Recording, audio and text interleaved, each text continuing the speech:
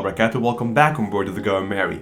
After a long break, finally chapter 1037 bangs our heads and throws us into a deep hole of One Piece lore. Unfortunately though, there is no chapter next week, which was really depressing since we just came out of a break week, but at least it gives us time so we can all dissect what is going on here. Luffy versus Kaido. The situation has really escalated.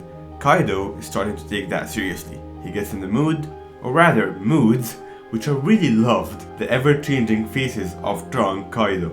We have sad Drunk Kaido where he regrets everything that happened to him, with his castle being damaged, the Onigashima project and banquet being ruined, even though the poor dude did his best.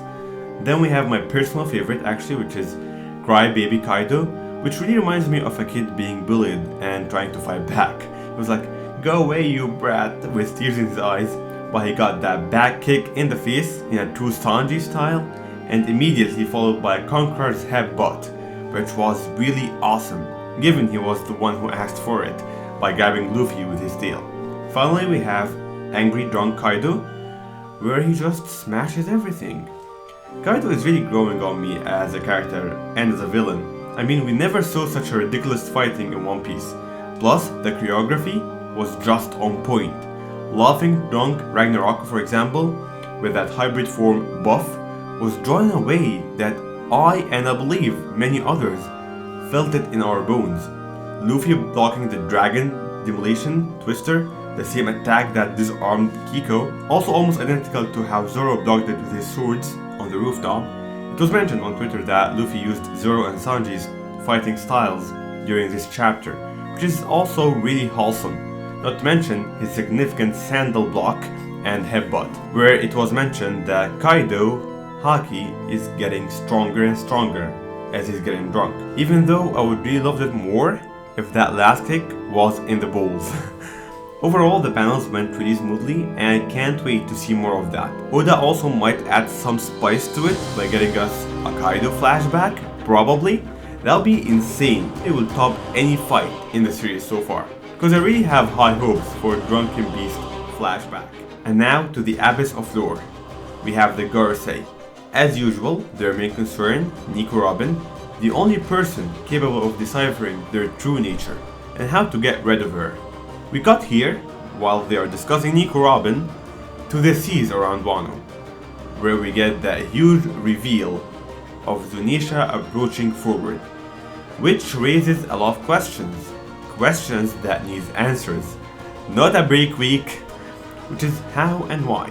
As far as we know, Zunisha is punished to walk for eternity. Don't tell me he was just walking to Wano just by coincidence on the night of the raid. Someone told him to do it. Most likely Momonosuke. He's the only one capable of doing it so far in the story. He was also able to communicate with drowning Luffy, so his voice of all things is improving. That is one possibility. The other is Zunisha is just acting of his own will, meaning it was released from the punishment. But still, why would he come to Wano, now of all times? Leaves me with a lot of questions, as usual. Classic Oda style. And it does not stop here, because we got back to Gorosei discussing a fruit that even they don't know about. And the world government, which is supposed to be them, but they are possibly like referencing the older generation of the world government, gave it a unique name, hid its true name to our bit from history. Mind you, that's just after Shanks left. They just met with Shanks, right? So did Shanks tell them about this fruit? Because it sounds like they just received the info. The thing is, this fruit was wiped from the annals of history, on the same panel that Zunisha appears. So the awakening, is it related to Zunisha? If not, what fruit are they talking about? Because they definitely know its abilities, but no one have ever used it since a long time ago, that they believe it's a legend. Say what you will, but I think it will be a new devil fruit ability. One we never saw.